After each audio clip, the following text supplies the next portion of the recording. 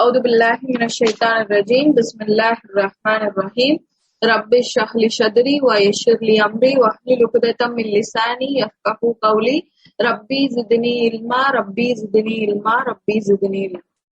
அல்ஹம்துலில்லாஹ், அல்லாஹுடைய மாபெரும் கிருபையால 7 நாட்களா நம்ம சொர்க்கங்களை பத்திய செய்திகளை, சொர்க்கத்துடைய வர்ணனை பத்தி, அது எப்படி தன்னுடைய அடியார்களை வெல்கம் பண்ண காத்துட்டு இருக்கு அப்படிங்கறத பத்தி, அதுல சொர்க்கவாசிகளுக்கு என்னென்னலாம் அல்லாஹ் அருட்கொடைகள் தரப்போறான் அப்படிங்கறத பத்தி, அதிகப்படியான என்னென்ன நன்மைகள் அதுல இருக்கு, இதெல்லாம் தான் நம்ம பார்த்துட்டே வந்தோம்.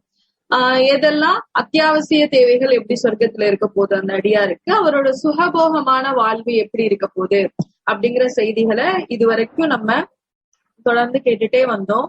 இந்த சுவனத்தை பத்தி நம்ம கேட்ட செய்திகள்ல இருந்து நம்ம சுவனத்தை பத்தி தெரிஞ்சுக்கிட்ட விஷயம் என்னவா இருக்கு அப்படின்னா, ஒரு சுவனம் ஒரு இறை நம்பிக்கையாளருடைய மனதின் ஆசைகள் எல்லாம் நிறைவேற்றக்கூடியதா இருக்கு.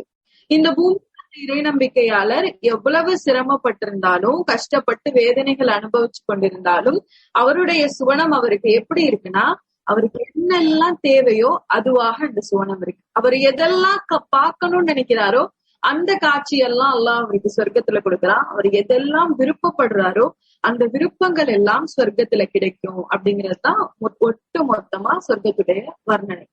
அங்க ஒரு அடியாருக்கு அவர் செஞ்ச வேலைகளுக்கான கூலி ஒரு அளவும் குறையாம அல்லாஹ் அதை பிரம்மாண்டமா ஆக்கி கொடுக்குறான் அப்படிங்கிறதுதான் சொர்க்கத்துடைய வர்ணனை. அப்போ இன்னைக்கு என்ன நம்ம பார்க்க போறோம் அப்படின்னா, சொர்க்கத்துல எப்படி நம்மளுடைய அந்தஸ்தை உயர்த்திக்கலாம், என்னென்னலாம் செஞ்சா நம்மளுக்கு கொஞ்சம் சிறப்பான அந்தஸ்து கிடைக்கும். ரசூல்லா சில இடங்கள்ல மென்ஷன் பண்ணிருக்காங்கல்ல, இத செஞ்சீங்கன்னா நீங்க தனியா தெரிவீங்க, நம்ம கொஞ்சம் தனித்துவமா தெரியறதுக்கு, சொர்க்கத்துல நம்மளுடைய அந்தஸ்து உயர்த்தப்படுறதுக்கு என்னென்ன அமல்கள் இருக்கு, எதெல்லாம் ரசூல்லா முக்கியத்துவப்படுத்தி சொல்லியிருக்காங்க அப்படிங்கிற செய்திகளை தான் இன்ஷா அல்லாஹ் இன்னைக்கு பார்க்க போறோம். நம்ம ஆரம்ப நாள்ல இருந்து சொர்க்கத்தை பத்தி கேட்டுட்டே வரோம். அதுல ஒரு விஷயம் நமக்கு தெளிவா தெரியுது, சொர்க்கத்துல எல்லா சுவனவாசிகளும் இருப்பாங்க. ஆனா அவங்களுக்கு என்ன வேறுபடும், அந்தஸ்து வேறுபடும். அவங்கவுங்க கொண்ட ஈமானுடைய அடிப்படையிலும் அவங்கவுங்க நல் அமல்களுடைய அடிப்படையிலும் சொர்க்கத்தில் ஒரு அடியானுடைய அந்தஸ்து வேறுபடும். இததான் அல்லாஹ் தன்னுடைய 6வது 132வது வசனத்துல குறிப்பிடுறான். வாய்ப்புள்ள யாராவது இந்த குரான் வசனத்தை எடுத்து குரூப் அந்த சாட்ல போட்டுடுங்க. பக்கத்துல குரான் வச்சிருந்தீங்கன்னா நீங்க எடுத்து கூட பாருங்க. 6வது அத்தியாயத்துடைய 132வது வசனம். இந்த வசனத்துல அல்லாஹ் என்ன சொல்ல வரான் அப்படின்னா, ஒவ்வொருவருக்கும் அவர்கள் நடந்து கொண்டதற்கு தக்கவாறு உயர்நிலைகள் உண்டு. இறை அவர்கள் செய்தவற்றை பற்றி பாராமுகமாக இருப்பதில்லை. அப்போ சொர்க்கத்தை பொறுத்த வரைக்கும் ஒவ்வொரு அடியாரும் என்ன அமல் செஞ்சாரோ, என்ன கஷ்டம் இந்த பூமியில அனுபவிச்சாரோ அதுக்கு தகுந்த கூலி அல்லாஹ் கொடுக்குறாங்க. நம்ம செஞ்சத ஒரு விஷயத்த கூட அல்லாஹ் என்ன செய்ய போறது இல்ல, வீணடிக்க போறது இல்ல. நீங்க செஞ்ச சிறு நன்மையா இருந்தாலும், நீங்க செஞ்ச பெரிய நன்மையா இருந்தாலும், சின்னதோ பெருசோ அதுக்கான கூலியை இப்போ அல்லாஹ் கரெக்டா கொடுக்க போறான். எதையுமே வேஸ்ட் பண்ண போறதே கிடையாது. இந்த பூமியில நம்ம எவ்வளவுதான் உழைச்சாலும் சிலர்கிட்ட அங்கீகாரமே கிடைக்காது. நம்மள பலர் இந்த சூழ்நிலைகளை கடந்து வந்திருப்போம். எவ்வளவு வேலை நான் செய்யறேனே, இதுக்கான அங்கீகாரம் அவங்க தரவே மாட்டாங்களே, என்னுடைய வேலைக்கான கூலி இங்க கிடைக்கலையே, என்னுடைய நேரத்தை நான் செலவழிக்கிறேன் அதுக்கான அங்கீகாரம் இல்லையே அப்படின்னு இந்த உலகத்துல மனிதர்கள் ஏங்குறாங்க. ஆனா அல்லாஹ் பாருங்க சுவனத்தை எப்படி வச்சிருக்கான்னு, அவர் செய்கின்ற ஒவ்வொரு வேலைக்குமான அங்கீகாரம் அங்க உண்டு. அவர் செய்யறத ஒவ்வொன்னையும் அல்லாஹ் கவனிக்கிறான். அவருடைய காரியங்களை வீணடிக்காம அல்லாஹ் அவருக்கான கூலியை கொடுக்கிறான். இப்போ சுவனத்துக்குள்ள நம்ம போறதுக்கு நம்மளுடைய இறை நம்பிக்கை, லா இலாஹ இல்லல்லாஹ் முஹம்மது ரசூலுல்லாஹ் அப்படின்னு நம்ம கொண்ட இறை நம்பிக்கை, நம்ம மொழிந்த கலிமா தான் சொர்க்கத்துடைய சாவின்னு வச்சுக்கோங்க. நம்மளுடைய இறுதி நிலை இருக்குல்ல, நம்மளுடைய வீடு எதை பொறுத்து அங்க அமையுது அப்படின்னா நம்மளுடைய அமல்களை பொறுத்துதான் அமையுது. அப்போ சாவி எல்லாரு கையிலும் இருக்கு. லா இலாஹ இல்லல்லாஹ் அப்படிங்கிற கலிமாவை எல்லாருமே மொழிஞ்சிருக்கோம்.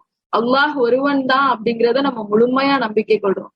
சாவி எல்லாரு கையிலும் இருக்கு. அந்த சாவிக்கான வீடு சிறுசா பெருசா, மாளிகையா இல்ல உயர்ந்த அடுக்குமாடி குடியிருப்பா அப்படிங்கறத அவங்களுடைய அமல்கள் தான் தீர்மானிக்க போகுது. சொர்க்கத்தில் அந்தஸ்துகள் வேறுபடுகிறது அவங்களுடைய அமல்களுக்கும் ஈமானுக்கும் தகுந்தவர்.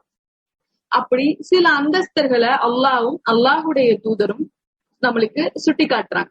இந்த அமல்கள்லாம் நீங்க செஞ்சீங்கன்னா நீங்க சொர்க்கத்துல தனியா தெரிவீங்கப்பா, உங்களுக்கு இதெல்லாம் எக்ஸ்ட்ரா போனஸ் மாதிரி நான் கொடுக்குறேன் அப்படின்னு அல்லாஹ் சில விஷயங்களை சொல்றான். அந்த விஷயங்களை பண்ணா நம்ம பார்த்துட்டே வரலாம்.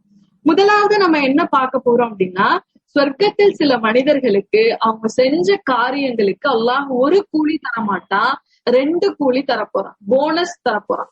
1 இல்ல, இப்ப 2. அவர் செஞ்சதுக்கான கூலியும் இருக்கு, அது போல இன்னொரு மடங்கும் இருக்கு. இது அல்லாஹ் இப்ப யாருக்கு தரான்? அல்லாஹ் தன்னுடைய திருமறை குர்ஆன்ல 28வது அத்தியாயத்துடைய 54வது வசனத்துல சொல்றான். 28வது அத்தியாயத்துடைய 54வது வசனத்துல சொல்றான், இறை நம்பிக்கை கொண்டு இன்ன அமல்கள் செய்பவருக்கு நாம் 2 கூலிகளை தர்றோம், 2 மடங்கான கூலி. இப்போ 1 மடங்குக்கே இவ்வளவு சொர்க்கத்துடைய இன்பங்களை அனுபவிக்கிறாருன்னா அப்ப இவருக்கு இந்த இன்பங்கள் எல்லாம் இப்ப டபுளா கிடைக்கும்.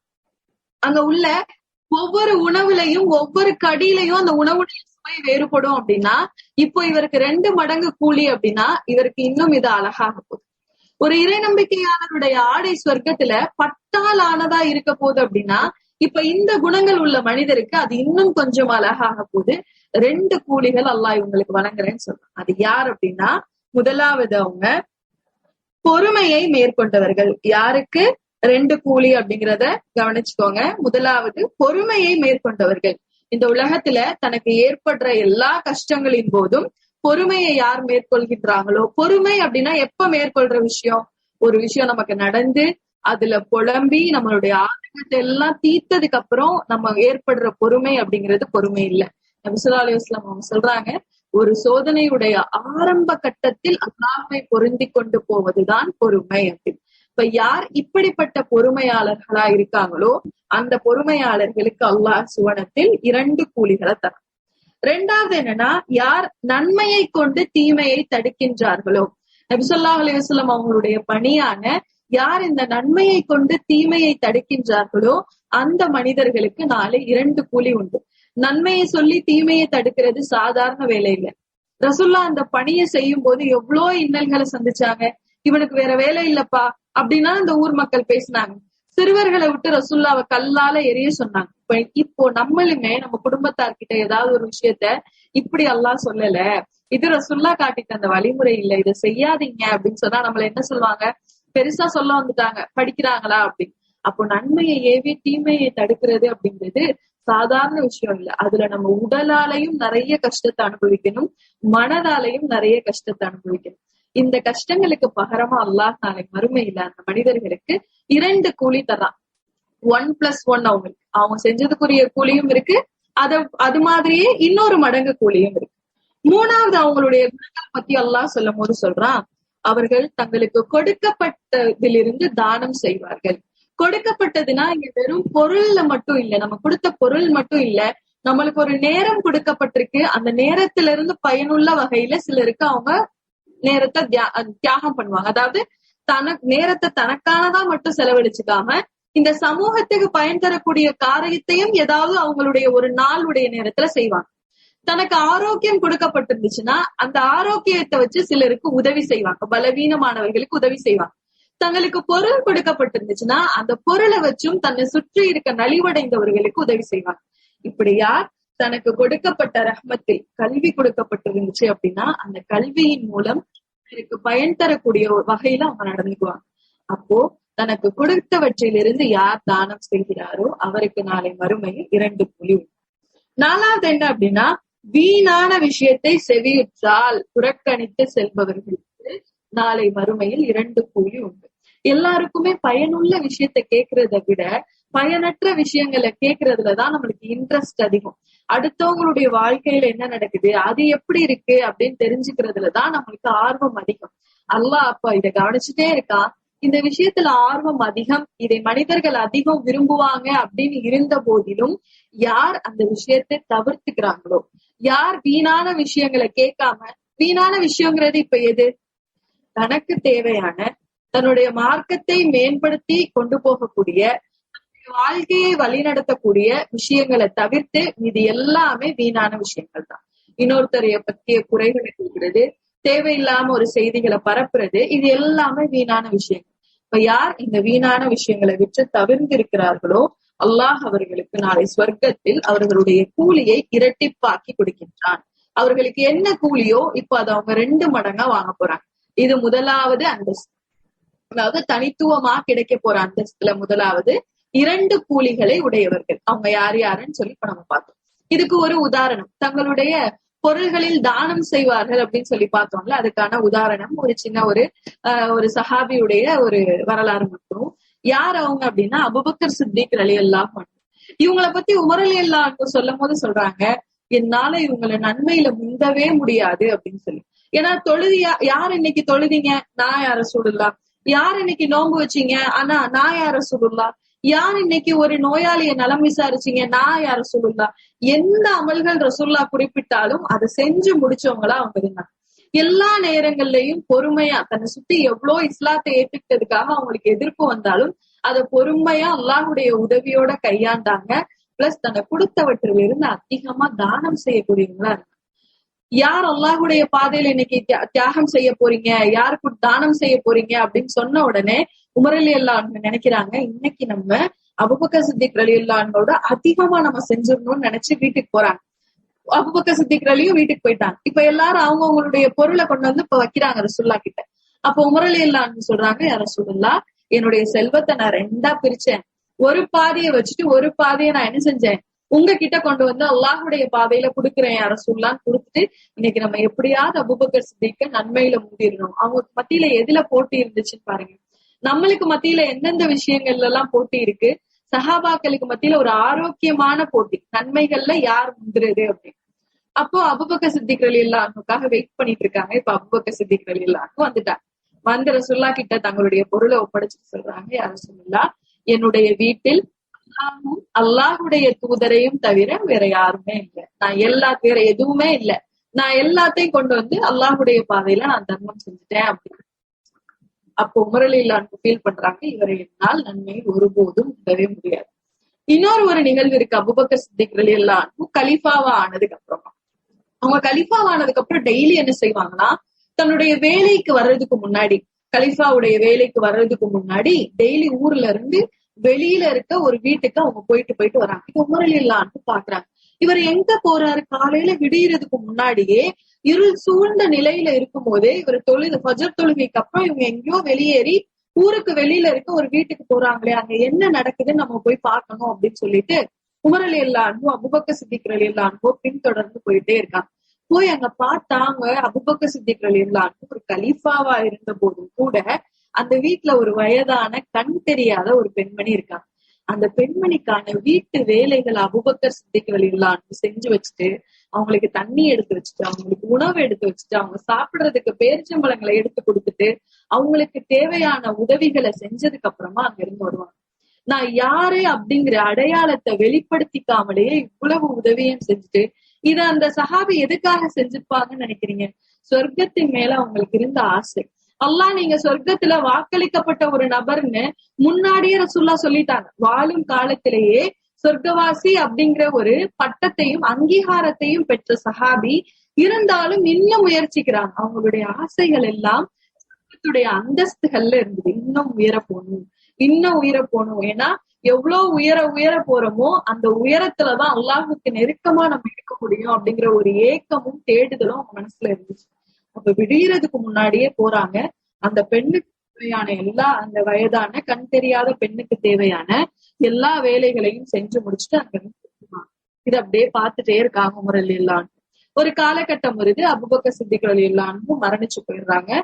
அடுத்த கலீஃபாவா இப்ப உமர் ரலியல்லாஹு அன்ஹு வர்றாங்க.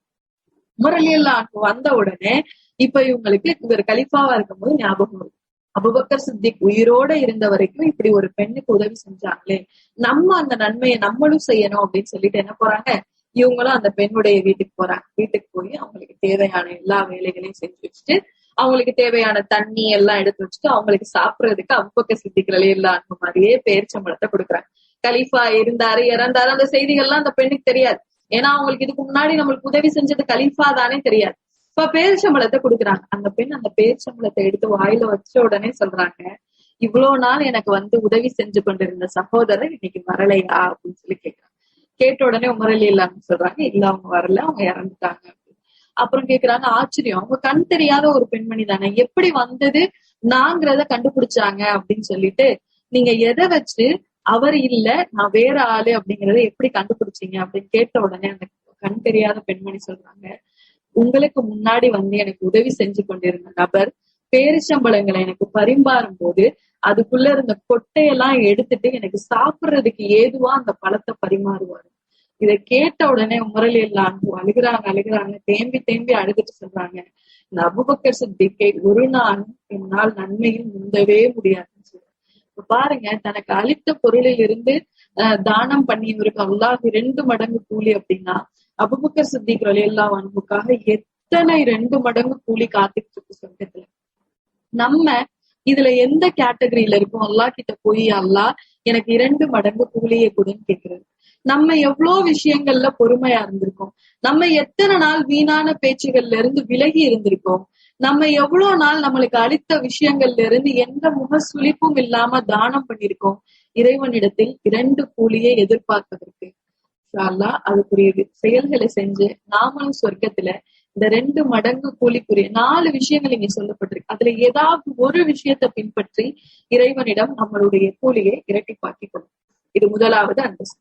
2வது அந்தஸ்து யார் அப்படின்னா, அல்லாஹ் சிலரை பார்த்து சொல்றான், நாளைக்கு சுவனத்தில் இவங்களுக்கு 2 தோட்டங்கள் உண்டு, 2 தோட்டம் இவங்களுக்கு எல்லாம் போங்க வச்சுக்கோங்க அப்படின்னு சொல்லி அல்லாஹ் என்ன செய்வானா, ஒரு தோட்டத்துடைய அழகே இந்த கண் பார்ப்பதற்கு கொள்ளாது, அவ்வளோ அழகா இருக்கும்.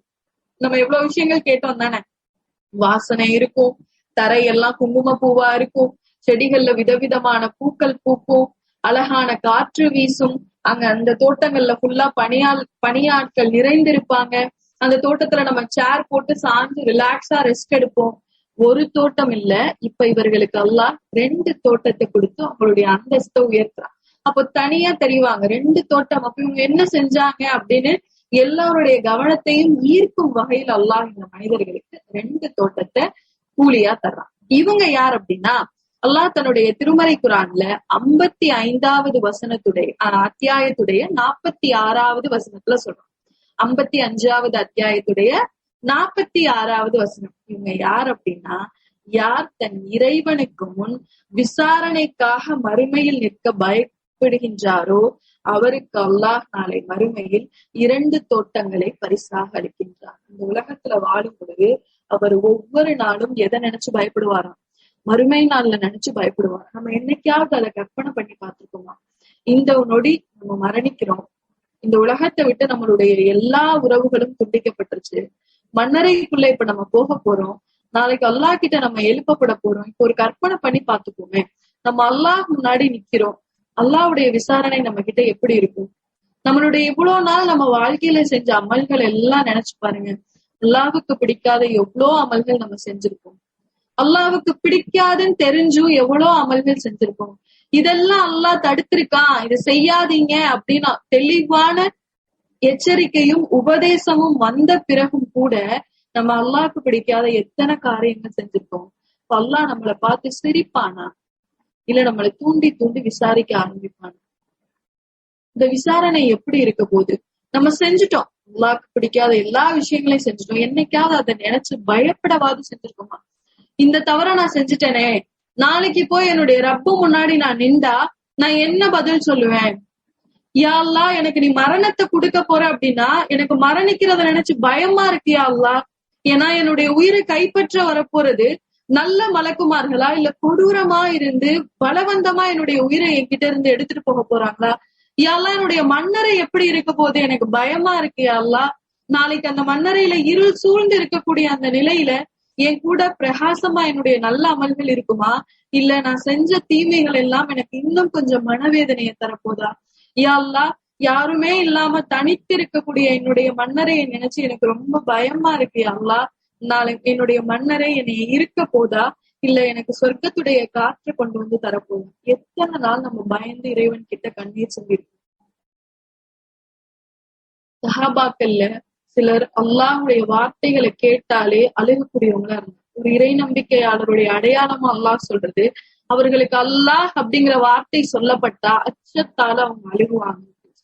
ஒரு ஒரு ஒரு ஒரு மகாணத்துடைய கவர்னரா இருந்திருக்காரு ஒரு சஹாபி. அவருடைய பேர் எனக்கு நினைவுல வரல. இன்ஷால்லா உங்களுக்கு நான் குரூப்ல அந்த பேரை போடுறேன்.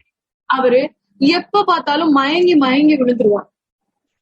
அப்ப எல்லாரும் அந்த அந்த ஊர்ல இருக்கக்கூடிய பிரஜைகள் எல்லாம் கம்ப்ளைண்ட் பண்றாங்க உமர் ரலியல்லாஹு கிட்ட, இவரு ரொம்ப பலவீனமா இருக்காரு, எப்ப பார்த்தாலும் மயங்கி மயங்கி விழுந்துகிட்டே இருக்காரு அப்படின்னு சொல்லி. அப்ப உமர் ரலியல்லாஹு கூப்பிட்டு கேக்குறாங்க, நீங்க ஏன் மயங்கி விழுகிறீங்க? அப்ப இல்ல, நான் ஜாஹ்லியாவில் இருக்கும் பொழுது என் கண் முன்னாடியே ஒரு இறை நம்பிக்கை கொண்ட ஒரு சஹாபிய கழுகு மரத்துல ஏத்துனாங்க. அவர் அந்த கழுகு மரத்துல இருந்து மரணிக்கிறதுக்கு முன்னாடி இறைவனிடம் துவா செஞ்சாரு. அந்த கூட்டத்துல, வேடிக்கை பார்த்த கூட்டத்துல நானும் ஒருவரா இருந்தேன். அவரு செஞ்ச துவா எங்க என்ன பாதிச்சிருமோ அந்த இடத்துல நான் நின்றதுக்காக அல்லாஹ் ஏன் நீ அங்க இருந்த அப்படின்ற கேள்வியை என்கிட்ட கேட்டுருவானோ அப்படின்னு நான் நினைக்கும் போதெல்லாம் அல்லாஹுடைய அச்சம் என் மனசுல மேலோங்கி போயிருது. அதனால எனக்கு மயக்கம் வந்தது. என் இறைவனை நான் எப்படி சந்திக்க போறேன் அப்படிங்கிற அச்சம் அதிகமான உடனே நான் என்ன அறியாமலே மயங்கி விழுந்துடுறேன் அப்படின்னு சொல்லி சஹாபி சொன்னாங்க. நம்ம இப்படி எத்தனை தடவை நம்ம வாழ்க்கையில அல்லாஹ் கஞ்சிடும். நம்ம அன்றாட செயல்களை எடுத்து பார்ப்போமே, இறைவனுக்கு திருப்தியா உள்ள அமல்கள் எத்தனை செஞ்சிருக்கோம், இறைவனுக்கு திருப்தி ஏற்படுத்தாத அமல்கள் எத்தனை செஞ்சிருக்கோம். இந்த திருப்தி ஏற்படுத்தாத அமல்களோட என் இறைவன் முன்னாடி நான் நிக்க தகுதியானவளா இருக்கேனா? அதை நினைச்சு நான் எத்தனை முறை வருந்தி என் இறைவன் கிட்ட நான் மன்னிப்பு கேட்கக்கூடியவளா இருந்திருக்கேன். ஒரு பெண் இருந்தாங்க, ஸல்லல்லாஹு அலைஹி வஸல்லம் அவங்க அந்த பெண்ணை பத்தி சொல்லும் போது, விபச்சாரம் செஞ்ச ஒரு பெண். அவங்க நினைச்சிருந்தா அவங்க செஞ்ச விபச்சாரத்தை யாருக்கும் தெரியாம ஈஸியா மூடி மறைச்சிருந்தாங்க. எனக்கும் அல்லாவுக்கும் ஆனதை அல்லாஹ் கிட்ட அவங்க மன்னிப்பு கேட்டு போயிருந்திருக்கலாம். அவங்க எதை விரும்பலன்னா, இந்த குற்றத்துக்காக மறுமையில் இறைவன் அவங்களை கேள்வி கேட்கிறத அவங்க விரும்பல, பயந்தான். இங்க நான் இந்த குற்றத்தை ஒப்புக்கொண்டு நான் தண்டனை வாங்கிட்டேன்னா நாளைக்கு இறைவன் முன்னாடி போய் நிக்க வேண்டிய சூழல் எனக்கு இருக்காது. இறைவன் முன்னாடி நின்று இந்த குற்றம் விசாரிக்கப்பட்டு தண்டனை வழங்கப்படுறது அந்த பெண் அஞ்சுனாங்க. ரசூலுல்லாஹ் கிட்ட போய் சொன்னாங்க, யா ரசூலுல்லாஹ், நான் விபச்சாரம் செஞ்சுட்டு எனக்கு தண்டனை நிறைவேற்றணும். அப்போ அவங்க மாசமா இருந்தாங்க. ரசூலுல்லாஹ் சொல்றாங்க, நீங்க உங்களுடைய குழந்தைய பெற்றெடுத்துட்டு வாங்க. ஒவ்வொரு தடவை ரசூலுல்லாஹ் சொல்லும் போது திரும்பிக்கிறான். நான் அந்த பெண் சொல்றாங்க, யா ரசூலுல்லாஹ், நான் விபச்சாரம் செஞ்சுட்டு எனக்கான தண்டனை நிறைவேற்றணும். அப்போ ரசூலுல்லாஹ் அந்த குழந்தைய பெற்றெடுத்துட்டு வாங்கன்னு சொல்லிடுறாங்க. அப்போ அந்த பெண் நினைச்சிருந்தா அந்த குழந்தை தன்னுடைய வயிற்றுல இருந்து சுமந்து பெற்றெடுக்கிறதுக்கு ஒரு 10 மாத காலம் வச்சுக்கோங்களேன்.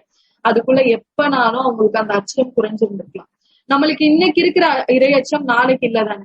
இன்னைக்கு ஒரு தவறு செய்யும் போது, ஒரு விஷயத்த கேட்கும் போது ஒரு அச்சம் ஏற்படுது, நாளைக்கு அது இல்லாம போயிருது.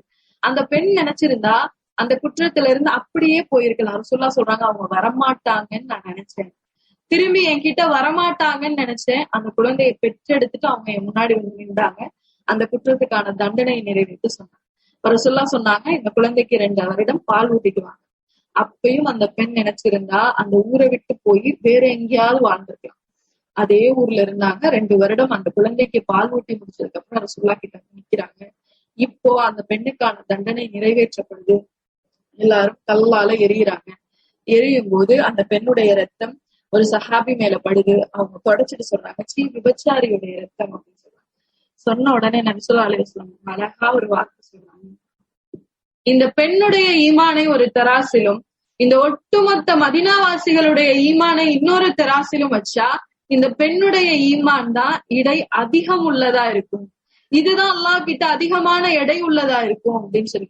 இப்போ தனக்கு அசிங்கம், தன்னை பத்தி தவறா பேசுவாங்க, உண்மை தெரிஞ்சா நம்மள கேவலமா நினைப்பாங்கன்னு தெரிஞ்சு கூட இங்க யாரு பேசுறதுக்கும் அந்த பெண் அஞ்சல. அவங்க எதுக்கு அஞ்சுனாங்க, அல்லாஹ் கிட்ட நான் போய் நின்றா அல்லாஹ் மேல உள்ள பயம் அவங்களுக்கு. அல்லாஹ் எனக்கு என்ன தண்டனை கொடுப்பானோ, என்னை எப்படி தண்டிப்பானோ, என்னால சொர்க்கத்துக்குள்ள போக முடியாதோ அப்படிங்கிற அந்த அச்சம் அவங்களுடைய குற்றத்தை ஒத்துக்க வச்சு. நம்மளுடைய வாழ்க்கையில எத்தனை சந்தர்ப்பத்துல நம்ம இறைவனுக்கு அஞ்சி தவறுகள்ல இருந்து தவிர்ந்திருக்கோம். எத்தனை சந்தர்ப்பங்கள்ல இது நம்மளுக்கு தவறுன்னு தெரிஞ்சே நம்ம செய்யறோம். அப்ப கூட நம்மளுக்கு இறைவன் மேல உள்ள அச்சம் ஏற்படுறது இல்லையே. ஏன்?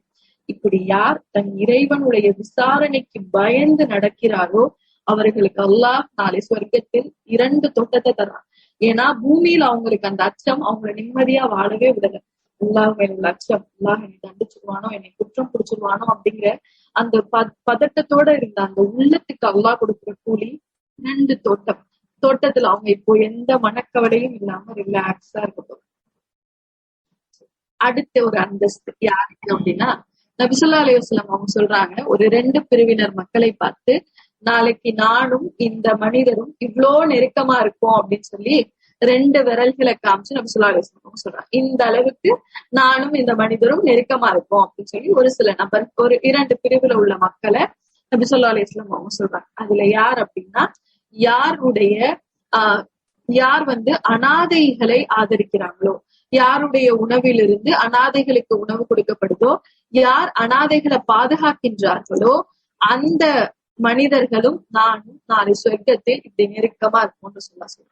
அதே போல இன்னொரு ஒரு இடத்துல சொல்றாங்க, யாருக்கு 2 பெண் பிள்ளைகள் இருந்து அந்த 2 பெண் பிள்ளைகளையும் சாலிகான முறையில வளர்க்கிறாங்களோ, அந்த மனிதரும் நானும் சுவனத்தில் இப்படி இருக்கும். அப்போ ரசூலுல்லாஹ் கூட சொர்க்கத்துல இருக்க போறது அவங்களுடைய தோழர்கள் இருப்பாங்க, வேற நபிமார்கள் இருப்பாங்க. அதை தவிர்த்து இந்த ஸ்பெஷலா சிலர் இருப்பாங்க. அப்ப சஹாபாக்கள் இவங்களெல்லாம் நம்ம அவங்க பார்த்ததே இல்லையே, ரசூலுல்லாஹ் வாழும் போது இவங்கெல்லாம் இல்லையே, இவங்கெல்லாம் பின்னாடி காலத்துல இருந்து இப்ப ரசூலுல்லாஹ்வோட நெருக்கமா இருக்காங்களே, இப்ப இவங்க என்ன செஞ்சாங்க?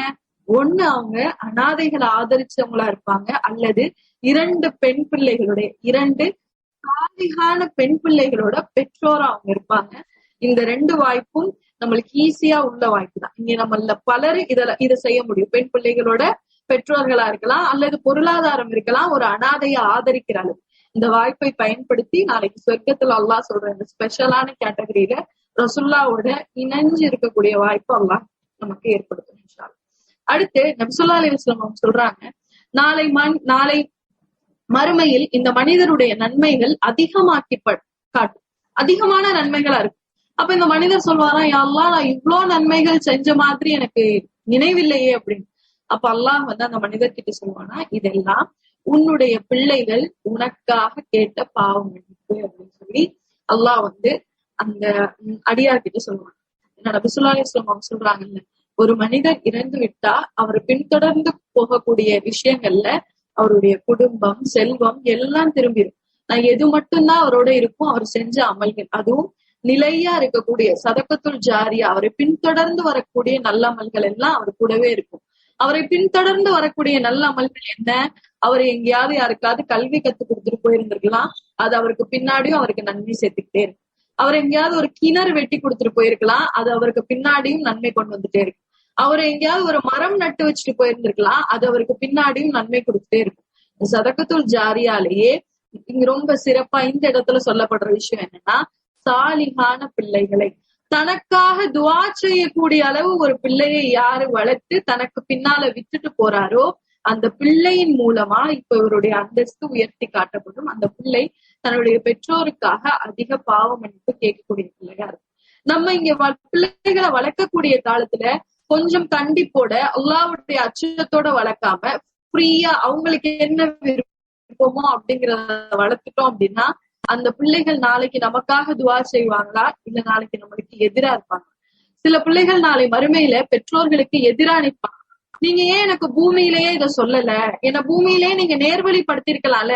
இன்னைக்கு நம்ம எந்த பிள்ளைகளுடைய இன்பத்திற்காக வேண்டாம், பாவம் எழுப்ப வேண்டாம், நோன்பு வைக்க சொல்ல வேண்டாம், எக்ஸாம் இருக்குல்ல, தொழுகை சொல்ல வேண்டாம், அவங்க கஷ்டப்படுவாங்கல்ல அப்படின்னு நம்ம அவங்களுடைய சொகுசுக்காக எதெல்லாம் அவங்களுக்கு பழக்கப்படுத்தாம இருக்கோமோ அந்த செயலே நாளைக்கு நமக்கு மறுமையில எதிரா நிக்கும். அந்த பிள்ளை சொல்லுமா, இங்க நம்ம ஒரு அடி அடிக்கிறதுக்கு யோசிச்சிருக்கோம், லேசா ஒரு தட்டு, லேசா ஒரு முகம் சுளிக்கிறதுக்கு யோசிச்சு அந்த பிள்ளைகளுக்கு நன்மையை ஏவாம இருந்திருக்கும்.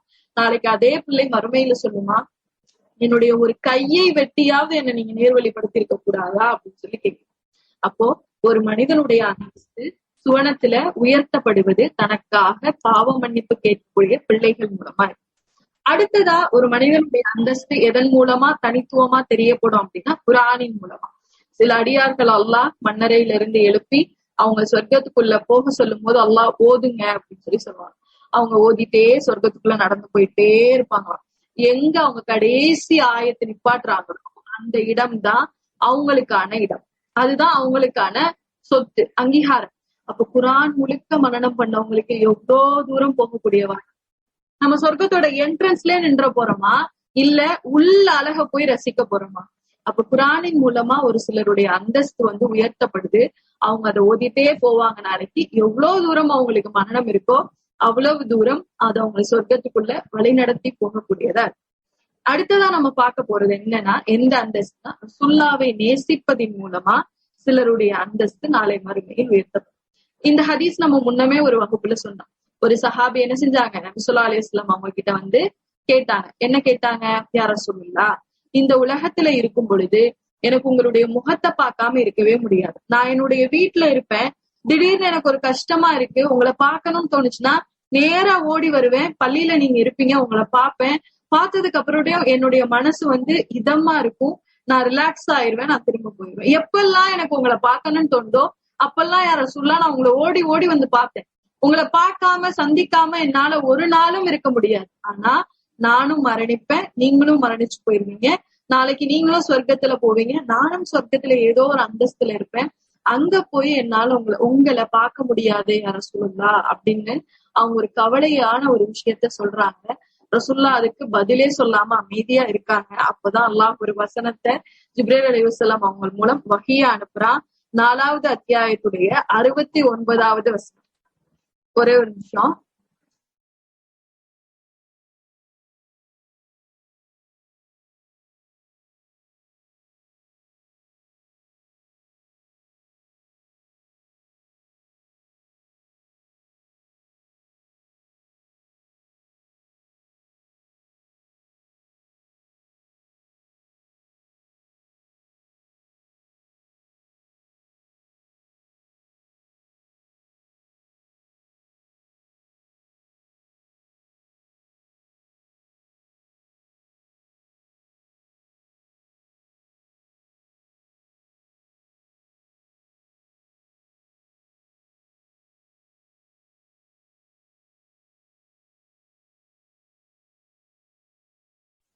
அஸ்ஸலாமு அலைக்கும் வரஹ்மத்துல்லாஹி வபரகாத்துஹு. சாரி, ஒரு நிமிஷம், வீட்டுல கூப்பிட்டுட்டாங்க. எந்த விஷயத்துல நம்ம முடிச்சிருந்தோம்? யாரை நேசிக்கின்றோமோ அவர்களுடன் சொர்க்கத்தில் யாரை நேசிக்கிறாங்களோ அந்த மனிதருடைய நீங்க நாளைக்கு சொர்க்கத்துல இருப்பீங்க அப்படிங்கிற வசனத்தை அல்லாஹ் இருக்கிறான். அப்போ நம்ம ரசூல்லாவை பார்த்திருக்காட்டியும் ரசூல்லாவுடைய காலத்துல வாழாட்டியும் நாளைக்கு நம்ம ரசூல்லா கூட இருக்கும்போது தனிச்சு தெரியும். எந்த அடிப்படையிலனா, இவங்க பூமியில வாழும் பொழுது நபி ஸல்லல்லாஹு அலைஹி வஸல்லம் அவங்க மீது அதிகமா நேசம் வச்சிருந்தாங்க. நேசம்னா வெறுமன நேசம் இல்ல, நேசம் இப்ப வச்சா அவங்களுடைய செயல்கள் எல்லாம் நம்ம பின்பற்ற ஆரம்பிப்போம். அப்ப இப்படிப்பட்ட மனிதர்கள் நாளைக்கு நபி ஸல்லல்லாஹு அலைஹி வஸல்லம் அவங்களோட சேர்ந்து இருப்பாங்க. அதே போல இன்னும் ஒரு மனிதரும் ரசூல்லா கிட்ட வந்து கேட்டாரு, யா ரசூலுல்லாஹ், இது அனஸ் ரலியல்லாஹு அன்ஹு அறிவிக்கிற ஹதீஸ். யா ரசூலுல்லாஹ், மறுமை நாள் எப்ப நிகழும், அதுக்கு என்ன அடையாளம் அப்படின்னு கேக்குறாங்க. கேட்ட உடனே ரசூலுல்லாஹ் இப்ப அந்த மனிதத்தை கேக்குறாங்க, மறுமை நாள் வர்றது இருக்கட்டும், நீங்க அதுக்காக என்ன தயார் பண்ணி வச்சிருக்கீங்க அப்படின்னு. அப்ப அந்த மனிதர் சொல்றாரு, யா ரசூலுல்லாஹ், நான் மறுமை நாளுக்காக பெரிய பெரிய அமல்கள் எதுவும் தயாரிக்கல, ஆனா உங்களை நான் ரொம்ப நேசிக்கிறேன் யா ரசூலுல்லாஹ், நான் உங்களை ரொம்ப நேசிக்க கூடியவரா இருக்கேன் அப்படின்னு சொன்ன உடனே நபி ஸல்லல்லாஹு அலைஹி வஸல்லம் சொல்றாங்க, நீங்க யார இந்த பூமியில அதிகமா நேசிக்கிறீங்களோ அவர்களோட நாளை மறுமை நாள்ல சொர்க்கத்துல நீங்க இருப்பீங்க அப்படின்னு சொல்லிட்டு போயிடலாம். அனஸ் ரலியல்லாஹு அன்ஹு இதை கேட்டுட்டு சொல்றாங்க, இதை விட ஒரு சிறப்பான செய்தியை நான் என் வாழ்க்கையில கேட்டதே இல்லை. ரசூல்லா கூட இருக்கக்கூடிய ஒரு வாய்ப்பு அவங்களை நேசிப்பதின் மூலமா ஏற்படுத்தி அல்லாஹ் கொடுக்குறான். இதை விட ஒரு சிறப்பான வாய்ப்பு செய்திய நான் கேட்டதே இல்லை அப்படின்னு சொல்லி அனஸ் ரலியல்லாஹு அன்ஹு சொல்றாங்க. அப்ப இது ஒரு அந்தஸ்து. நாளைக்கு சொர்க்கத்தில் நம்மளுடைய அந்தஸ்து உயர்த்தப்படுறதுக்கு இது ஒரு காரணம். அடுத்ததான் நம்ம எதை பத்தி பார்க்க போறோம் அப்படின்னா, திக்ரை பத்தி பார்க்க போறோம். திக்ரு, இறை நினைவோடு இருக்கிறது நம்மளுடைய அந்தஸ்தை எப்படி உயர்த்தும் அப்படின்னு சொல்லி நபி ஸல்லல்லாஹு அலைஹி வஸல்லம் அவங்க மிஹ்ராஜுடைய பயணத்துல இருக்கும்போது இப்ராஹிம் நபியை சந்திக்கிறாங்க. இப்ப இப்ராஹிம் நபி ரசூல்லா கிட்ட சொல்றாங்க, அவங்களுக்கு ரசூலுல்லாஹ் சலாம் சொல்லிட்டு, உங்களுடைய உம்மத்துக்கு நான் சலாம் சொன்னேன்னு சொல்லுங்க. உங்களுடைய உம்மத்துக்கு சொர்க்கத்தை பத்தி வர்ணீங்க. சொர்க்கத்துடைய மண்ணு எப்படி இருக்கும்னா ரொம்ப தூய்மையானதா இருக்கும். சொர்க்கத்துடைய தண்ணி எப்படி இருக்கும்னா ரொம்ப இனிப்பானதா இருக்கும். சொர்க்கத்துடைய மரங்கள் எல்லாம் என்னன்னு உங்களுக்கு தெரியுமா? சொர்க்கத்தில் உள்ள மரங்கள் எல்லாம் சுபஹானல்லாஹ், அல்ஹம்துலில்லாஹ், அல்லாஹு அக்பரால் நடப்பட்ட மரங்கள் அப்படின்னு சொல்லி சொல்றாங்க. இப்ப இங்க பூமியில ஒரு மனிதன் அதிகம் திக்ரு செய்யக்கூடியவரா, இறை நினைவோடு இருக்கக்கூடியவரா இருந்தார் அப்படின்னா அவருடைய ஒவ்வொரு திக்ருக்காகவும் அவருக்கு ஒரு மரம் சொர்க்கத்தில் நடப்பட்டு கொண்டே இருக்கு. நமக்காக சுவனத்தில் எத்தனை மரம் நடப்பட்டிருக்கும்னு நினைக்கிறீங்க? நம்ம எவ்வளவு நாள் இந்த திக்ருக்கு ரொம்ப முக்கியத்துவம் கொடுத்து நம்ம வாழ்க்கையில செலவழிச்சிருக்கோம்னு நினைக்கிறீங்க? தொழுகைக்கு அப்புறம் செய்யப்படுற திக்ருகளை விட வேற எந்தெந்த நேரத்துல நம்ம இறை நினைவோட இருந்திருக்கோம்னு நினைக்கிறீங்க?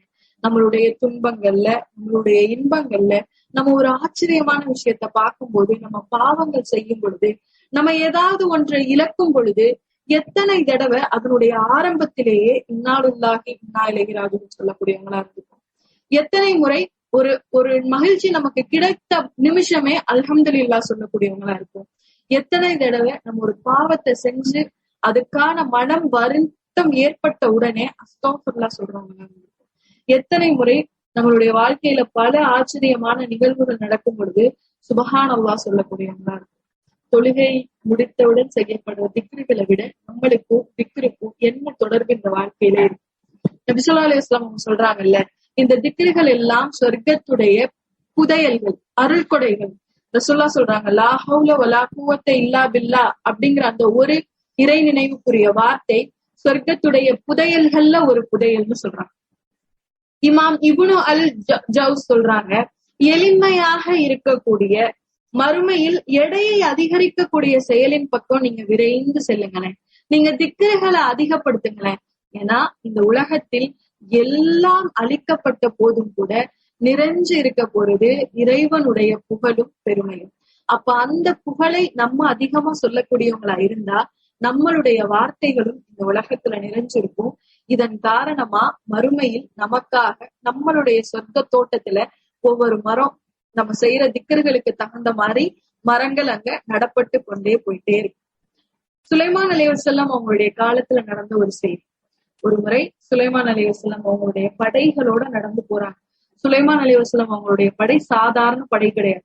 அதுல மனிதர்கள் இருந்தாங்க, ஜின்கள் இருந்தது. அவங்களுக்கு பறவைகளை அவங்களால வசப்படுத்தி வச்சுக்க முடிஞ்சிச்சு, விலங்குகளுடைய உரையாடலை கேட்க முடிஞ்சிச்சு. அப்போ இந்த உலகத்திலே ஒரு பிரம்மாண்டமான படை, எல்லா விதமான இனத்திலும் அதுல ஆள் இருந்தாங்க. அப்படிப்பட்ட படையோட சுலைமான் அலைஹிஸ்ஸலாம் அவங்க ஒரு நாள் ஒரு இடத்த கடந்து போயிட்டு இருந்தாங்க. அப்படி கடந்து போயிட்டு இருக்கும்போது ஒரு இறை நம்பிக்கையாளர் பாக்குறாங்க. இபாதத்தில் ஈடுபட்டு கொண்டிருக்கிற ஒரு இறை நம்பிக்கையாளர் பாக்குறாங்க.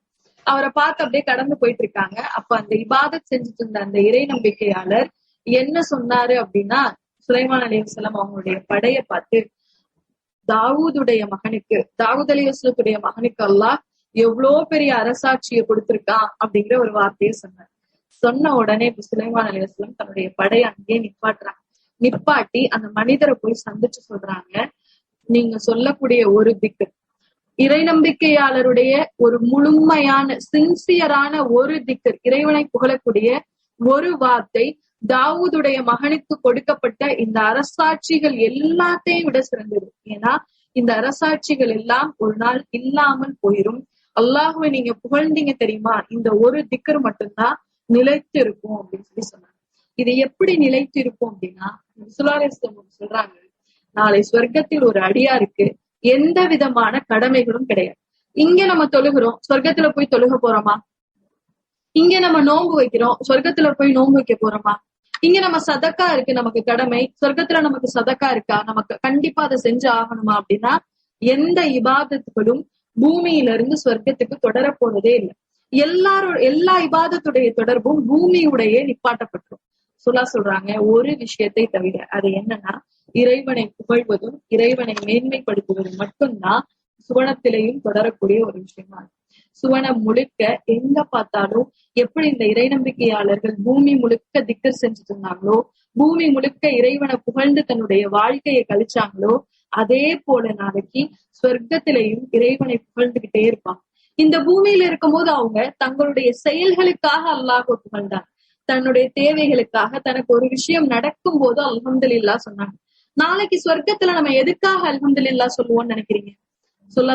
நாளைக்கு இறை நம்பிக்கையாளர்களா இருந்து சொர்க்கத்துக்கு போகக்கூடிய ஒவ்வொரு மனிதரும் அல்லாஹ்வை புகழுவாங்க, அங்கேயும் இறைவனை புகழுதல் இருக்கும். இந்த பூமியில அவர் ஒரு நல்ல விஷயத்தை அனுபவிக்கிறாருன்னா அல்ஹம்துலில்லாஹ் சொல்றாரு, சாப்பிடும் போது பிஸ்மில்லாஹ் சொல்றாரு, முடிச்சதுக்கு அப்புறம் அல்ஹம்துலில்லாஹ் சொல்றாரு, ஒரு நல்ல ஆடை அணியும் போது அல்ஹம்துலில்லாஹ் சொல்றாரு. சொர்க்கத்தில் அல்ஹம்துலில்லாஹ் சொல்வதற்கான தேவை என்ன? எதுக்கெல்லாம் அப்ப அவர் சொர்க்கத்துல போய் அல்ஹம்துலில்லாஹ் சொல்ல போறாரு?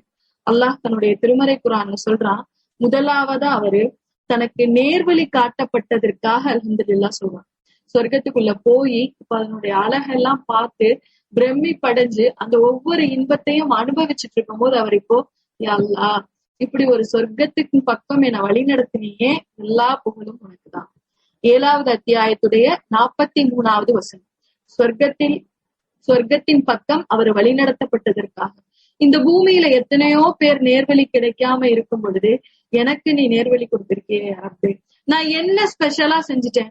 நூஹ் அலைஹிஸ்ஸலாம் அவங்களுடைய மனைவிக்கு கிடைக்கல, மகனுக்கு கிடைக்கல. லூத் அலைஹிஸ்ஸலாத்துடைய மனைவிக்கு கிடைக்கல. நபி ஸல்லல்லாஹு அலைஹி வஸல்லம் அவங்களுடைய சிறிய தந்தைக்கு கிடைக்கல நேர்வழி. யா அல்லாஹ், நான் என்ன செஞ்சேன் ஸ்பெஷலா? என் மேல உனக்கு அப்படி என்ன அன்பு? எனக்கு நீ நேர்வழி கொடுத்துட்ட. இந்த நேர்வழியின் காரணமா எனக்கு நீ சொர்க்கத்தை கொடுத்துட்ட, அல்ஹம்துலில்லாஹ் அப்படின்னு சொல்லி நிறைய சொல்லுவாங்க. அடுத்ததா அவர் எதுக்காக நாளைக்கு மறுமை சொர்க்கத்தில் அல்ஹம்துலில்லாஹ் சொல்வார் அப்படின்னா, தன்னுடைய கவலைகள் நீக்கப்பட்டதற்காக அல்ஹம்துலில்லாஹ் சொல்வார். யா அல்லாஹ், இந்த பூமியில் நான் கடந்த ஒவ்வொரு சோதனையான நிமிஷத்திலையும் எனக்கு ஒவ்வொரு என்னுடைய மன வலி, உடல் வலியையும் நான் எவ்வளவோ வேதனைகளையும் கவலைகளையும் அனுபவிச்சேன். இங்க என்னுடைய உள்ளத்திலிருந்து அந்த கவலையவே நீ எடுத்துட்ட யா அல்லாஹ். அங்க கவலைப்படுறதுக்கு எனக்கு எதுவுமே இல்லையா அல்லாஹ் அப்படின்னு சொல்லி என் உள்ளங்களில் இருந்து கவலைகள் எடுக்கப்பட்டதற்காக எல்லா புகழும் இறைவனுக்கேன்னு சொல்லி சொல்லுவாங்க. 35வது அத்தியாயத்துடைய 34வது வசனம். உள்ளங்களில் இருந்து கவலை எடுக்கப்பட்டதுக்காக இப்ப ஒரு சுவனவாசி அல்ஹம்துலில்லாஹ் சொல்லுவார்.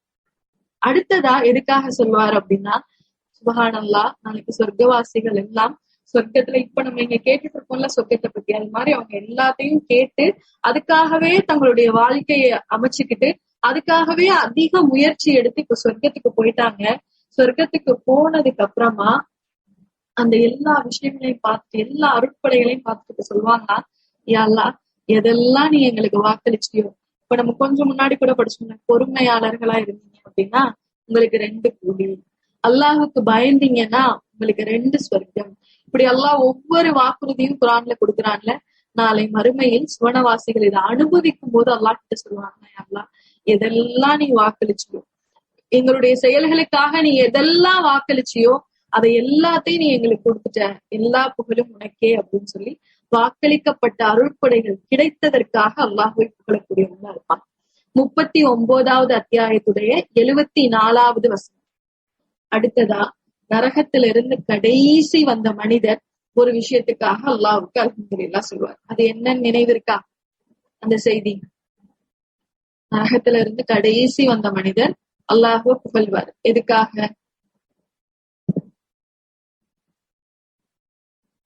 நரகத்துல இருந்து வெளியில வந்ததுக்கு அப்புறமா நரகத்தை திரும்பி பார்ப்பாரா. திரும்பி பார்த்துட்டு அதனுடைய கொழுந்து விட்டெறிகிற நெருப்பு, அதனுடைய உஷ்ணத்தை எல்லாம் பார்த்துட்டு இந்த மனிதருக்கு சொல்வாரா, இதுல இருந்து என்னை காப்பாத்திய அல்லாஹ்வுக்கே எல்லா புகழும், அல்ஹம்துலில்லாஹ் அப்படின்னு சொல்லி சொல்லுவாங்க.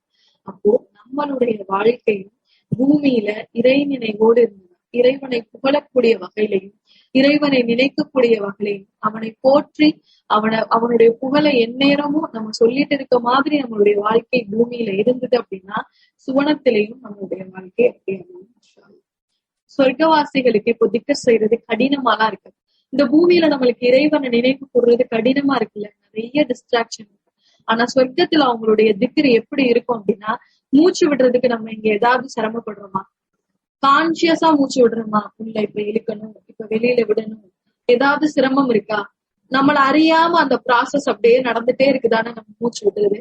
அதே போல ஒரு சொர்க்கவாசி இயல்பா இறைவனை திக்கர் செஞ்சுட்டே இருப்பாரு. இந்த பூமியில இந்த இறை நினைவிற்காக அவர் அவ்வளோ சிரமப்பட்டிருப்பாரு. நாளை மறுமையில் அல்லாஹ் அதை சிரமமே இல்லாம இறைவனை நினைவு கூறுற வகையில அல்லாஹ் இந்த சொர்க்கத்தை அவருக்கு ஏற்படுத்தி கொடுத்திருக்காரு. இவ்வளோ நாள் சொர்க்கத்துடைய வர்ணனைகளை பார்த்தோம்.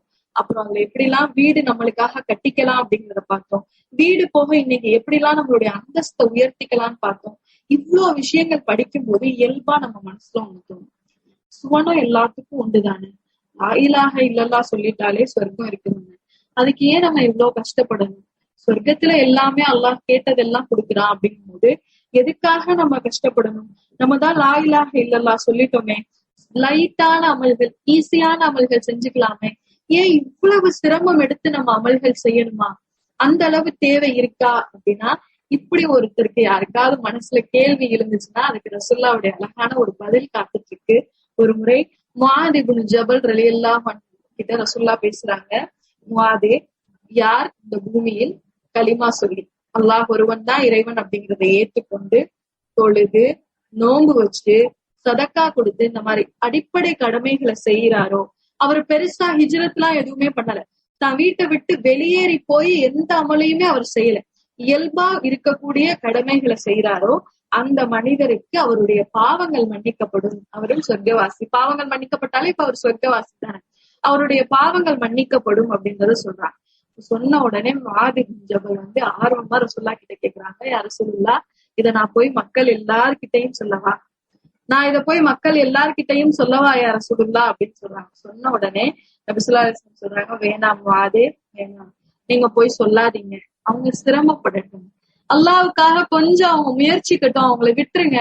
அவங்க எப்படியெல்லாம் இறைவனை திருப்திப்படுத்தணும்னு அதிகப்படியான முயற்சிகள் செய்யறாங்களோ அதை அவங்க செய்யட்டும், விட்டுருங்க, அவங்கள்ட்ட போய் சொல்லாதீங்க. ஏன்னா சொர்க்கத்துல 100 அந்தஸ்து இருக்கு.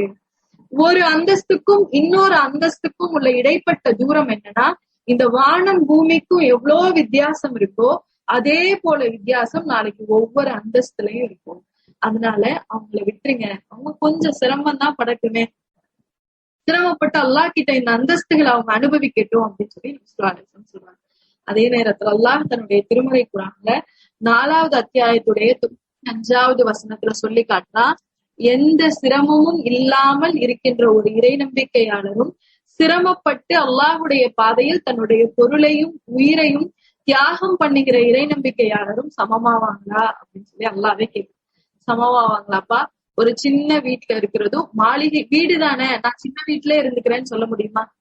இப்ப உங்ககிட்ட ஒரு ஆப்ஷன் கொடுக்குறாங்க, திடீர்னு உங்களுக்கு எங்க இருந்தோ ஒரு வாய்ப்பு வருது, உங்களுக்கு என்ன வீடு வேணும் சொல்லுங்க. ஒரு குடிசை வீடு இருக்கு, ஓட்டு வீடு இருக்கு, சிமெண்ட் வீடு இருக்கு, அடுத்ததா ஒரு பெரிய பங்களா இருக்கு, எது வேணும் சொல்லுங்க அப்படின்னு கேக்குறாங்க. நீங்க எதை விரும்புறீங்களோ அதை நான் உங்களுக்கு தந்துடுறேன் அப்படின்னு. அப்ப நம்ம போய் அவங்க கிட்ட எனக்கு இருக்க வீடு வேணும், நான் சின்ன வீடே எடுத்துக்கிறேன்னு சொல்லுவோமா? எதை விரும்புவோம்? அதிக வசதி வாய்ப்புகளை விரும்புவோம்.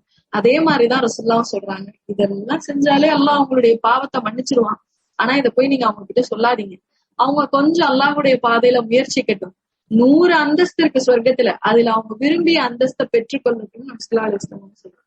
அல்லாஹ்வும் தன்னுடைய திருமறை குர்ஆன்ல தான் சொல்லி காட்டுறான், சிரமப்படாத இறை நம்பிக்கையாளரும் அல்லாஹ்விற்காக சிரமப்படக்கூடிய இறை நம்பிக்கையாளரும் சமமாவாங்க. நம்ம மனசுல நிறைய நேரங்கள்ல இந்த சந்தேகம் வந்திருக்கலாம், நமக்கு மட்டும் சோதனை இருக்கே, நமக்கு மட்டும் கஷ்டம் இருக்கே அப்படின்னா நீங்க கவலைப்பட தேவையில்லை. உங்களோட அந்தஸ்து சொர்க்கத்துல உயர்ந்துகிட்டே போகுதுன்னு. நீங்க சோதனைக்குள்ளாகிற அதிக சிரமப்படக்கூடிய இறை நம்பிக்கையாளரா இருந்தீங்கன்னா உங்களுடைய அந்தஸ்து அல்லாஹ் உயர்த்தி கொண்டே போகிறார். ஏன்னா அல்லாஹ் தனக்காக சிரமங்கள் செய்யப்படுபவர்களே அல்லாஹ் நேசிக்கின்றார். தனக்காக யார் இந்த பூமியில் சிரமப்படுறாங்களோ, தன்னுடைய அன்பை பெறுவதற்காக யார் இந்த பூமியில் சிரமப்படுறாங்களோ அந்த அடியார்களை அல்லாஹ் நேசிக்கின்றான். நாளை மறுமையில் இந்த சிரமங்களுக்கு பகரமாக அல்லாஹ் சுவனத்தை தருவதை அதைவிட அதிகமா நேசிக்கிறான். தன்னுடைய அடியார்களை சொர்க்கவாசிகளாக்கி பாக்குறதுல அல்லாஹ்வை விட வேற யாருக்கு அதிக மகிழ்ச்சி இருக்க போகுது? நபி ஸல்லல்லாஹு அலைஹி வஸல்லம் அவங்க ஒரு முறை சொல்றாங்கல்ல, அவங்களுடைய படைக்கு நடுவுல ஒரு குட்டி குழந்தை ஓடி வந்து தொலைஞ்சிருது. அவங்க பின்னாடி அவங்க அம்மா தேடிக்கிட்டே வராங்க, அந்த குழந்தைய எங்க தேடி கண்டுபிடிச்சிடுறாங்க. ஒரு வழியில அந்த கூட்டத்துக்குள்ள அந்த குழந்தைய கண்டுபிடிச்சோடனே அதை கட்டி தழுவி முத்தமிட்டு கொஞ்சுறாங்க. அப்புறம் சொல்லா கேக்குறாங்க, இந்த தாய் தன்னுடைய குழந்தைய நெருப்புல போடுவாளா அப்படின்னு கேக்குறாங்க.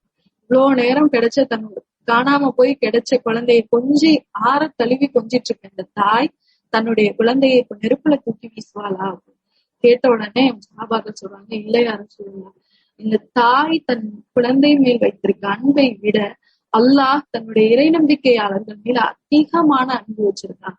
அப்ப நம்ம நரகத்துக்கு போகணுங்கிறது அல்லாஹுடைய விருப்பம் இல்லை, நம்ம சொர்க்கவாசிகளா ஆகணுங்கிறது தான் அல்லாஹுடைய விருப்பம். சொர்க்கத்திலையும் எப்படி சொர்க்கம் நமக்கு வேணும்னு அல்லாஹ் விருப்பப்படுறான் அப்படின்னா உயர்ந்த சொர்க்கம் வேணுங்கிறதுதான் அல்லாஹ் விருப்பப்படுறான். ஒரு தாயுடைய எண்ணம் பல 100 தாய்களுக்கு விட மேலானவன் நம்முடைய இறைவன். இங்க ஒரு பூமியில ஒரு குழந்தைய நம்ம படின்னு போட்டு அடிக்கிறோமே, இல்ல சிரமப்படுத்துறோமே, எதுக்காக? சிரமங்கள் அனுபவிச்சா அந்த குழந்தை நல்லா இருக்கும் நம்மளே நினைக்கிறோமே. அல்லாஹுடைய கருணையில் ஒரு பங்கு கருணை தான் இந்த பூமியில இருக்கு. அல்லாஹுடைய கருணையை 100 பங்கு வச்சா அதுல ஒரு துளி தான் இந்த பூமியில இருக்கு. அந்த ஒரு துளிய கருணையை வச்சுக்கிட்டே நம்ம அன்னை தெரசா மாதிரியான மனிதர்கள் எல்லாம் பூமியில இருக்காங்களே, ஒரு துளி கருணையை வச்சுட்டே நம்ம பிள்ளைங்க மேல நம்ம இவ்வளவு அன்பு காட்டுறோமே. 100 மடங்கு வச்சிருக்க அல்லாஹ் எவ்வளவு அன்பானவனா இருப்பான். அந்த அன்பாளன் நம்மை நரகில் நுழைவதை பார்க்க விருப்பப்படாத ரட்சகன். நம்ம சொர்க்கத்துல இருக்கிறதா அல்லாஹ் அதிகமா விருப்பப்படுறான். சொர்க்கத்திலையும் உயர்ந்த அந்தஸ்துல தன்னுடைய அடியார்கள் இருக்கணும் அப்படிங்கறத அல்லாஹ் ரொம்ப நேசிக்க கூடியவனா இருக்கான். நம்ம நினைக்கிறோம் அல்லாஹுடைய அன்பை மட்டும் நம்ம பெற்றுட்டோம்னா சொர்க்கம் போகிறதுக்கு நிறைய அமல் செய்யணுமோ, நம்ம நிறைய முயற்சி செய்யணுமோ அப்படின்னு சொல்லி நம்ம அதிகமா யோசிக்கிறோம். ஆனா என்ன நம்ம சொல்றாங்கன்னா, ஒரு அடியார சொர்க்கவாசின்னு அல்லாஹ் முடிவு பண்ணிட்டா, ஒரு அடியார் மேல அல்லாஹுடைய அன்பு ஏற்பட்டு இவர் சொர்க்கத்துக்கு போகணும்னு அல்லாஹ் முடிவு பண்ணிட்டா, அந்த அடியார் அல்லாஹ் இழுத்து கொண்டு வந்து சொர்க்கத்துக்கு வர்ற வரைக்கும் அவருக்கான சோதனைகளை அல்லாஹ் கொடுப்பான். ஐயோ இன்னும் கொஞ்சம் இருக்கு, இவர் சொர்க்கவாசி ஆகுறதுக்கு இந்த சோதனை கொடுப்போம், இதன் மூலமா அவர் சொர்க்கத்துக்கு போவார். அப்ப நீங்க உங்களுடைய வாழ்க்கையில தொடர்ந்து சோதனைகள், அடுக்கடுக்கான கஷ்டங்கள், கவலைப்பட தேவையில்லை. அல்லாஹ் இன்னும் உங்களுக்கும் சொர்க்கத்துக்கும் தூரம் அதிகம் இருக்கு. அதனால அல்லாஹ் உங்களை கூட்டிட்டு வந்துட்டே இருக்கான். அந்த இடத்துக்கு வர்ற வரைக்கும் இறைவன் உங்களுக்கு ஏதாவது ஒரு வகையில உங்களை முன்னோக்கிக்கிட்டே இருப்பான், தள்ளிட்டே இருப்பான், நம்ம இறுதியா நம்மளுடைய இலக்கை அடைகிற வரைக்கும். அப்போ பூமியில நம்ம படுற கஷ்டத்தையும் சோதனைகளையும் இறை நம்பிக்கையாளராக நம்ம பெருசா எடுத்துக்க கூடாது. இறைவனுக்காக அதை நம்ம பொறுத்து போகக்கூடியவங்களா இருக்கும். ஒரு முறை முரளியல்லாஹு நபி ஸல்லல்லாஹு அலைஹி வஸல்லம் அவங்களுடைய வீட்டுக்கு போறாங்க. நபி ஸல்லல்லாஹு அலைஹி வஸல்லம் அவங்களுடைய வீட்டுல போய் ரசூலுல்லாஹ்வுக்காக உட்கார்ந்து இருக்காங்க. ரசூலுல்லாஹ்வுடைய வீடே சின்ன வீடு, நம்ம வீடு மாதிரி கட்டில், மெத்த, தலவாணி, சோஃபாலாம் இருக்காது. ஒரே ஒரு அறை. அந்த அறையில சின்ன விரிப்பு இருக்கும். அந்த விரிப்பை விரிச்சு படுத்துக்குவாங்க. ரசூலுல்லாஹ் ஒரு கட்டில்ல படுத்திருக்காங்க. அது இந்த ஈச்ச மரக்கட்டில், பேரிச்சம்பழ மரத்துடைய மட்டைகள்ல செஞ்ச கட்டில். அதுல படுத்து ரசூலுல்லாஹ் தூங்கி எந்திரிக்கிறாங்க. முதுகுல ஃபுல்லா தடமா இருக்கு. அதை பார்த்த உடனே முரளியெல்லாம் அங்க தேம்பி தேம்பி அழுகிறாங்க. யா ரசூலுல்லாஹ், நான் கைஸ் கிஸ்ராவுடைய மன்னர்கள் எல்லாம் பார்த்திருக்கேன், ரோமுடைய மன்னர்கள் எல்லாம் பார்த்திருக்கேன். அவங்க எல்லாம் எவ்வளவு வசதியா நிம்மதியா உறங்குறாங்க தெரியுமா? நீங்க எங்களுடைய சமூகத்துக்காக சிரமப்படக்கூடிய நீங்க இவ்வளோ கஷ்டப்படுறீங்களே அப்படின்னு சொல்லி ரசூலுல்லாஹ்வுடைய முதுகுல இருந்த அந்த தழும்புகளை பார்த்து அழுகிறாங்க. அழுகும் போது ரசூலுல்லாஹ் சொல்றாங்க, உமரே நீங்க மறந்துட்டீங்களா? உமரே நீங்க அல்லாஹ் மேல சந்தேகிக்கிறீங்களா அப்படிங்கிற மாதிரி கேக்குறாங்க. நீங்க உங்களுக்கு நினைவில்லையா? உங்களுக்கு திருப்தி இல்லையா? இந்த உலகம் ஒரு இறை நிராகரிப்பாளருக்கு தான் சுவனமா இருக்கும், மறுமை இறை நம்பிக்கையாளர்களுக்கு சுவனமா இருக்குங்கிறத நீங்க மறந்துட்டீங்களா? அல்லாஹ் நம்மளுக்கு வாக்களிச்சிருக்கானே, இங்க நீங்க படுற ஒவ்வொரு கஷ்டத்துக்கு பகரமா உங்களுக்கு கூலி உண்டுன்னு அல்லாஹ் நம்மளுக்கு வாக்களிச்சிருக்கானே, அதை நீங்க மறந்துட்டீங்களா அப்படின்னு சொல்லி உமரல் எல்லாம் கேக்குறாங்க. இப்ப இதே வார்த்தை தான் நம்மளுக்கான ஆறுதலும் கூட. இங்க நம்ம எவ்வளவு கஷ்டங்கள் அனுபவிச்சாலும், எவ்வளவு சோதனைகள் அனுபவிச்சாலும் கவலைப்பட தேவையில்லை. உங்களை நீங்களே ரசூலுல்லாஹ்வுடைய வார்த்தைகளை கொண்டு சமாதானப்படுத்திக்கோங்க. உங்களுடைய உழைப்பிற்கான கூலி நிச்சயம் உண்டு. அதை அல்லாஹ் பன்மடங்கு ஆக்கி தரக்கூடிய அளவு அல்லாஹ் வல்லமை இருக்கிறான். இன்ஷா அல்லாஹ் இப்படிப்பட்ட கூலிகளை அடையக்கூடிய மனிதர்களாக அல்லாஹ் உங்களையும் என்னையும் ஆக்கியவரிட துவா செய்தவளாக என்னுடைய இந்த அமர்வை நிறைவு செய்கிறேன். வாஹிரதவானா அல்ஹம்துலில்லாஹி ரப்பில் ஆலமீன்.